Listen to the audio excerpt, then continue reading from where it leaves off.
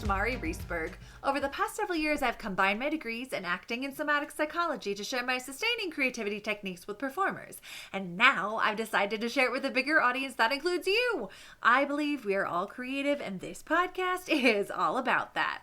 I'll be interviewing people from all backgrounds, ages, and creativity experiences to share just how creative we all are. Today, I'll be chatting with Rochelle Ratkaj, Chief Creative Officer at Ratkaj Designes. Please enjoy Rochelle Ratkaj.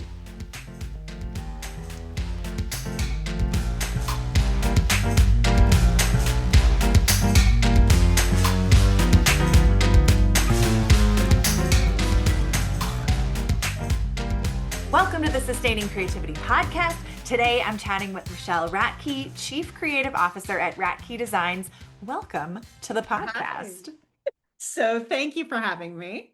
I am thrilled to chat with you. We were chatting right before I hit record, and I know this is going to be a fantastic conversation. I cannot wait to dive in. But why don't you let our listeners know a little bit more about who you are and what you do before we jump into our questions? Yeah, absolutely. So like you mentioned, I'm Rochelle Ratkaj Moser of Ratkaj Designes. I am a freelance graphic designer turned agency. We, as an agency, work with mission-driven brands, organizations, and companies that are working to make the world a better place in one way or another. And we do all of our design work through accessibility and accessible forward design. So everything that we do has a lens of, can audiences utilize this in the best way possible, and are we breaking down barriers? So a lot of our work is not only changing the world for better, but the work that we are doing and the way that we're doing it is also making the world a better place. That's amazing. I love that you are, I mean, it sounds like so passionate about this combination of accessibility and design and really supporting the world to be a better place and all of the It's so things. funny, right? Like Yeah. it happened by accident, actually. I was just a designer. I was actually a corporate designer for much of my career. And over time, I realized that there's this market. There's this Yeah. group of people that are marginalized, and Mm. being able to actually break down those systemic barriers and address people with a cognitive disability, a reading impairment, a Mm. visual or otherwise learning disability, things like that through design just seems like such a no-brainer. Yet most of the market is not actually doing it. Right. So Yeah. being able to do that was game changing for me. That's amazing. For our listeners who may be having a hard time kind of conceptualizing what that would look like, would you mind sharing kind of what are those design adjustments or pieces that you include? Of course, of course. So most of the most common ones are thinking about contrast ratios in design, Hmm. and also organization of information. So when you look at something, a beautiful event poster, it's really cool visually, but we think about, are the colors that are being used in a high enough contrast that with somebody with color contrast ratio or visual impairment or that is colorblind, can they utilize this information? Can they Mm. parse the information from this poster? But then also, a lot of the pieces that we provide to our clients are digital. So talk about annual reports, talk about impact reports, policy briefs, policy agendas, things like that. We bake into that all the accessibility requirements for someone with a voice to text or other assistive technologies to be able to access that information in a meaningful sort of way, Mm. not just garbage. Where it's just, reading things out of order, or it's just spouting off information. Think about charts and graphs and how mentally overwhelming that could be. But we're Mhm. actually breaking it down in meaningful sorts of ways and thinking about that ahead of time so that Mm. the client is getting something that is accessibility baked in from the very beginning, instead of a remediation process that can be much more expensive and much more time consuming and not necessarily the best end result.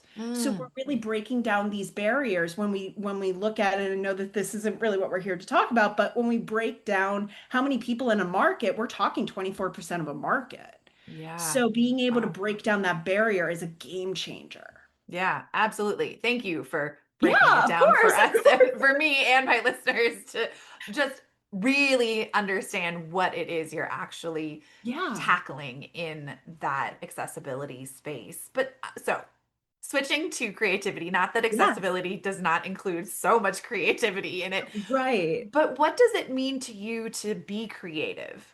Yeah, so leaning back on what we just talked about, that is a very labor intensive and can be a really intense process for creatives. Mm, So to say that burnout is a thing is putting it mildly.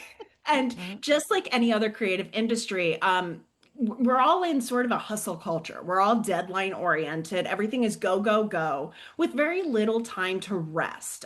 We as a mm, culture are really pushing the envelope. A lot of us are wearing more hats than we really have it in the past. Roles are being reduced and we're expected to juggle, mhm, not just professionally, but personally. We're juggling families and other obligations. So burnout creeps up, and especially for our creative friends, burnout can show up in different ways, whether it be that blank page syndrome, as I call it, where you're just staring at the blank page going, I know that something will come, but I'm having a hard time. There's also like just none of the creativity from the new concepting mm. perspective comes to mind. You're just kind of like rehashing the same old stuff. That's very real. And when we don't take time to recharge our creativity and recharge ourselves in that sort of arena, just like we do with rest, just like we do with nourishment, we don't recharge that. We find that that happens more and more and more often, and sometimes at more and more severity. Absolutely. The recharge Mm. creativity is so important. So I'm hearing that for you, creativity really is about finding those limits and not crossing that line. Or at least trying not to push too far past them. I mean, we Yeah. all have deadlines, we all have obligations. You can't move a deadline or a campaign launch out because, well, I'm just not feeling it today. Yeah. But I found that if we make space and to handle this sort of like a maintenance program opposed to a reaction when the check engine light is on, things tend to flow a bit more seamlessly, or at least a little more smoothly. I love Um, that. Yeah. one of the biggest things for me personally was discovering Julia Cameron's book, The Artist Way. Mm, mhm. Julia has been like my leader in all of this.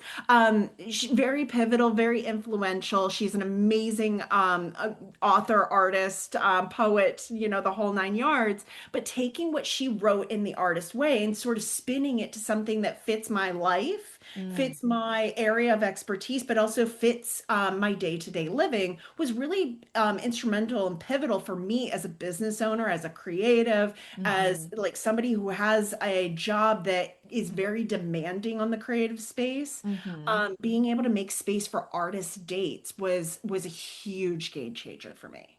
I love that. I too artist date myself Yes, as often as I can, squeeze it yes. in and figure it out. I'm curious, you know, having deadlines in a creative space, how do you navigate them when you're maybe not feeling the creative flow or some other barriers are kind of dampening that creative spark? As gracefully as possible. I'm gonna I joke, but honestly, I have found that earmarking time. I not Mm, only earmark time for my artist dates so that I yeah. have no excuses. I have them on my calendar. These are no-go periods of time that I am required to check in with myself. I'm required to do my maintenance. I'm required to do these things almost like appointments. They're Hmm. just as important as a client meeting.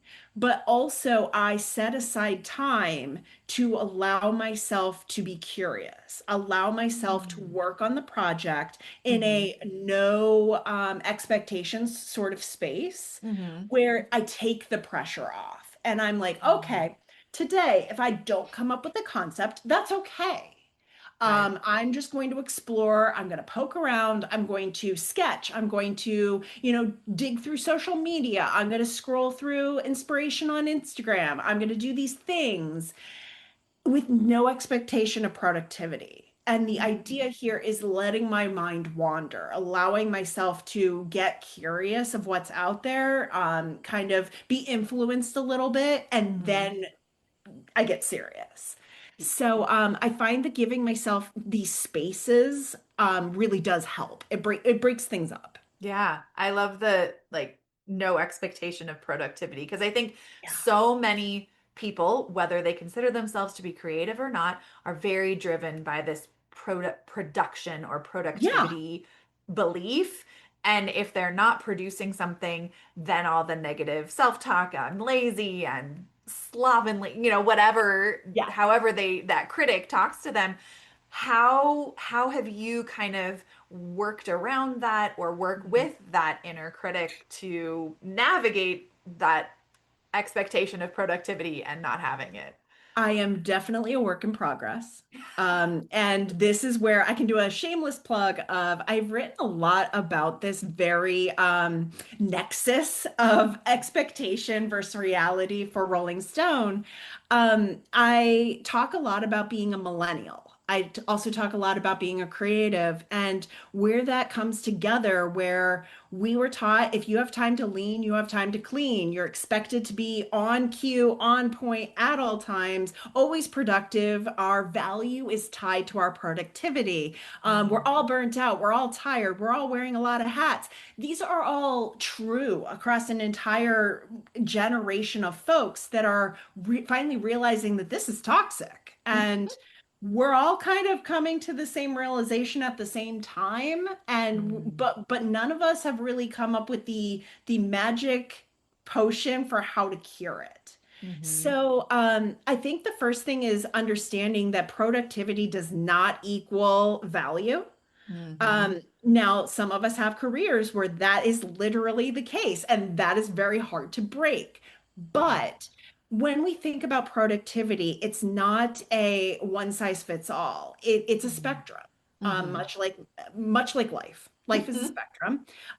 So when we talk about productivity, while you may not have the project finished, any step in the right direction is progress. So Mhm. we tend to say it's all or nothing, it's black or white, but we forget about the grayscale in between. Mhm. Also, those inner voices that you mentioned, I call them imposter syndrome, but many people Mhm. call them other things. Some people don't like the word syndrome, but personally, I think it's an epidemic that is affecting the entirety of Gen X and millennials.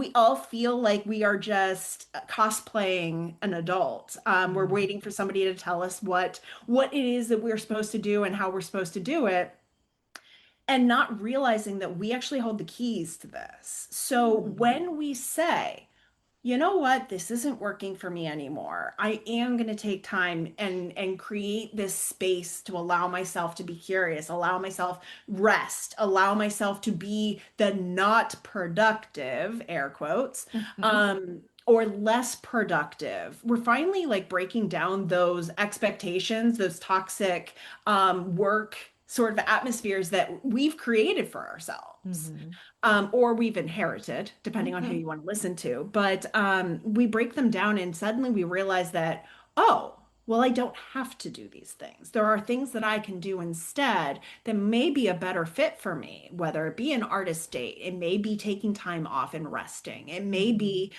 even I know many an individual that journal and Mhm. write down their intrusive thoughts, their imposter syndromes down on paper only so that they can scribble them out. Mhm. They put a name to it and say that this does not define me. And suddenly you have more power over that. Mhm. I know as a business owner, I very much struggle with the creativity on cue and the needing to hit the deadlines and needing to do all the stuff and all the things at all times. So finding time to carve out for myself was really instrumental in my personal healing.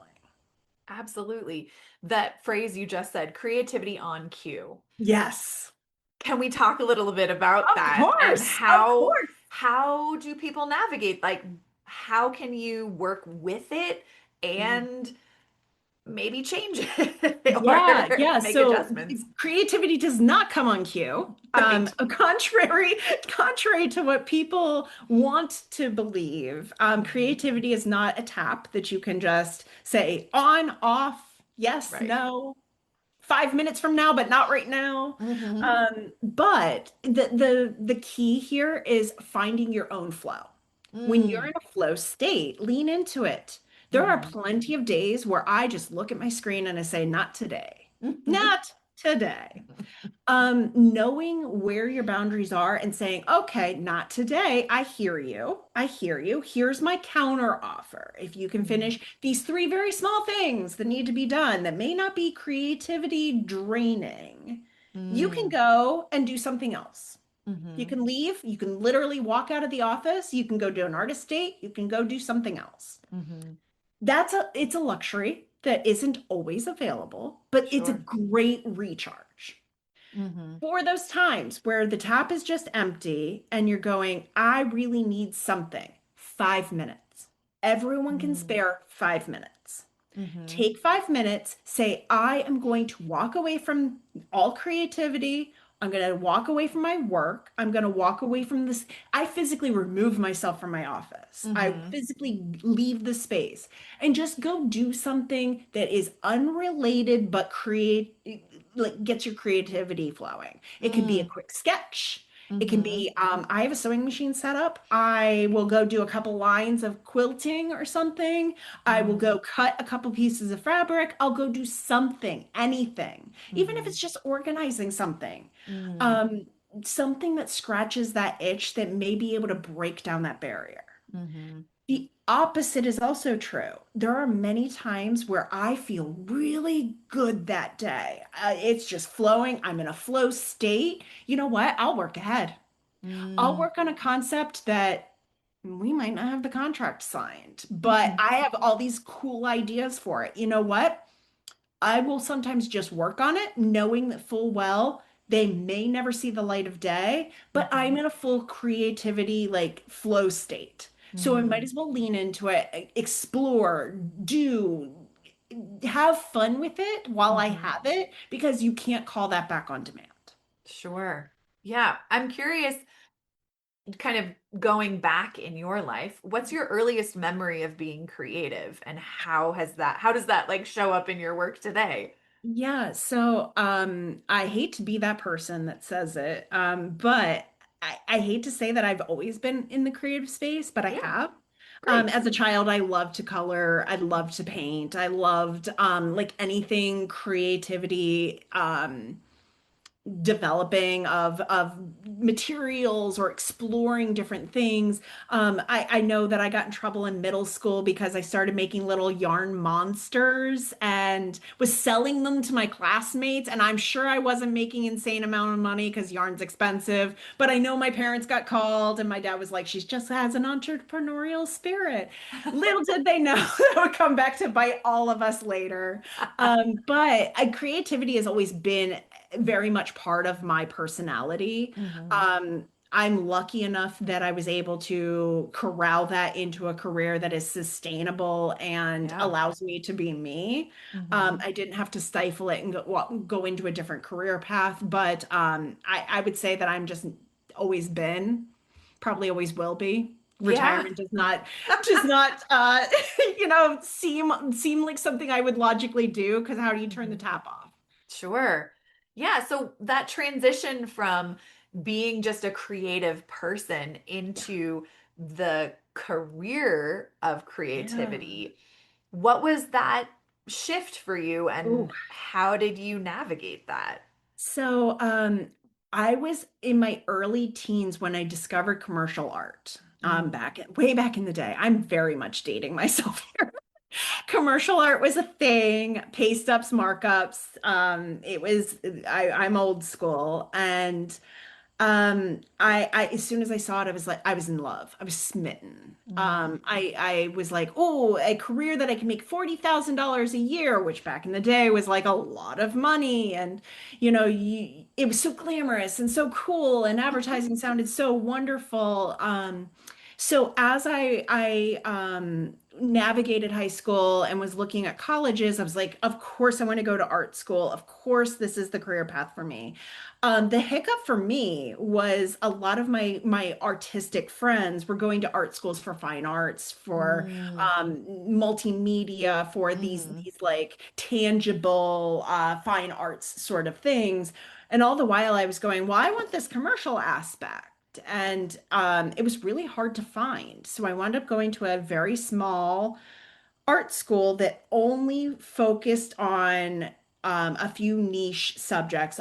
Web design was one, graphic design was another, because commercial art had retired and had ebbed and flowed, and more hats were worn by graphic designers. So I wound up going into graphic design, and from there, it's just been, a constant evolution and Mm. adapting to market. Now, I run a full agency where I am a web developer, a web designer, a social content strategist, a designer, an art director, a creative director, a multimedia marketing person, and so many hats, but you learn along the way. So I would say that adaptability has been my strong suit, Mm. being able Mhm. to be curious and being able to adapt as the market changed. Yeah, I know that is such a challenge for so many people Yeah. when it's a new technology or a new program that you have to learn to continue in the field that you're working in. How would you encourage individuals who are feeling maybe a little discouraged that they have to now learn this new thing to remain relevant in their role? Yeah. I have advice and I have not advice. Okay. I'm gonna do the good thing, and I'm gonna give the advice first. And I'm Okay. gonna say adaptability is your friend. Hmm. Always be curious. Um, you know, if it's the right move for you, it's the right move. Hmm. If it's something Hmm. that you genuinely are interested in. Hmm. But here's my non-advice. Just because someone says that your role now wears this hat does not mean that that is correct, does not Hmm. mean that that is the right business decision, and does Hmm. not mean it is the right move for you. I will use a great example that before my agency was an agency, it was just me. Hmm. For 5 years or 7 years or something, it was just me. I was a solopreneur. Everyone that worked with me worked straight with me. I wore all the hats. Hmm. But as time progressed, some of the asks from clients became larger and outside of my area of expertise. And there's only so much stretching you can do. There are only 24 hours in a day, and you only Hmm. have so much brain space. Hmm. And there came a point where video came up, and animation came up, and web development came up, and it was beyond my personal capabilities. Not to Hmm. say I don't have thoughts and feelings. I can definitely tell you what I do and don't like, what is and isn't on brand. But Hmm. this is where the growth situation happened, where Hmm. I had to make a decision. Either I was going to grow and bring other individuals with other experiences and other expertises into the agency and continue down this road, or I was going to have to walk away from some of these engagements that were asking a bit too much of me. For Hmm. me, the growth made sense. For Hmm. others, that may not be the case. Right. So just because a client or a job opportunity or a role that you're currently in is shifting and changing doesn't mean that that is the end all be all. If video Hmm. doesn't do it for you as a graphic designer, then don't do it. Yeah. If theater isn't your thing and you're a music producer, then don't do it. Hmm. You have control over your own destiny. Will it make things hard sometimes? Yeah, change is hard. Hmm. But if you stay true to yourself, I Hmm. feel like the energy behind it has a funny way of working itself out. Yes. I love that. And I love the reminder to stay true to yourself Yeah. because, especially in the field of creativity, Yes. it's imperative that we know who Absolutely. we are to express that through our art or however we're expressing our creativity. I'm For someone who hasn't had the longevity of creativity in their life as you have, Oh. how would you encourage them to find creativity in their life if they're not feeling they know how? Yeah, so creativity is not a one size fits all. Mm. Because my job is so visual, and Hmm. because my job is such a specific part of creativity, when I think about recharging, I think anything but that. So I will do things that are creativity adjacent. I Mm. will do flower arranging. Mm. I will do stained glass. I will do glass blowing. Hmm. I recently picked up, and by recently, I probably mean the last 6 months, quilting. Who Mm. knew? I've done embroidery. I've done even going out into nature and just admiring photography, things like that. Creativity doesn't have to be something tangible. You don't have to create something. Hmm. Creativity can also be um, musings while you're out on a walk. It Mm. can be journaling in a specific time of day. It can be poetry. It can be voice recordings. It can be like literally anything that takes creative energy. Whatever speaks to you. I Mhm. have also found that I do tend to change it. Mhm. So I will do a specific medium. I'll pour myself completely into this medium. And then as it starts to wane, as my creativity in that space starts to dry up, I will look for, hey, what's something I always wanted to do? Oh, I always wanted to learn how to glass blow. Cool. Let's go give that a go. Mhm. Or more recently, I'm looking into welding. I always Mm. wanted to learn how to weld, Mhm. especially like arc welding. I always wanted to learn. So now I'm signed up and I'll Mm. be learning how to arc weld, which is creative in a completely different way. Yeah. So what I would say is anybody who needs a creative refresh needs some time away from their medium. Mhm. Whether it be, a writer needs to walk away from writing, an accountant needs to walk away from numbers, a designer needs to walk away from, designing, things like that. Walk into a completely unrelated space, something that makes you Mm. curious but uncomfortable, Mhm. and sit in that space Mhm. and see what happens. You can learn a new instrument. You can take a dance class. You can go and do gymnastics. You can do, yoga, or there's so many things. Yeah. The possibilities are endless. But the idea here is that you make space for yourself to be Mm. curious. Yeah, I love those reminders. Thank you for breaking it down Yeah, and sharing all yeah. of those ideas. This has been such a fantastic conversation. I have one last question for you. What does it feel like in your body to be creative? Ooh, ooh, joyful. Mm. I would say that creativity, when it comes easy, is effortless and joyful.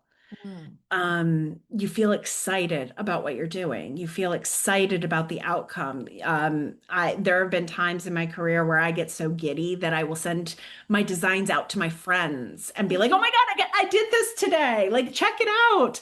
That is true joy. Mm. Um, Mhm. so I would say creativity is that moment where you just can't wait to show someone else what you've created that came from you. I love it. Well, thank you so much, Rochelle, for taking the time to talk with me. If people want to learn more about your work that's out in the world, how could Yeah. they get in touch with you? So I would say I'm very active on LinkedIn. So you can find me under either Ratkaj Designs or under Rochelle Ratkaj Moser on LinkedIn.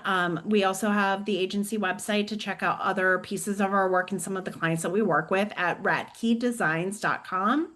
And I'm also around on Instagram. So if you look for me personally, I'm way more active than the business account, but I post all kinds of fun musings and adventures along the way of my creative lifestyle, as well as some of my balances of being a parent and being a millennial. I love it. Well, I will put links in show notes so people have very easy access. And thank you again for taking the time to chat with me. I have Thank you. thoroughly enjoyed this. Yeah, me too. Thank you so much for having me.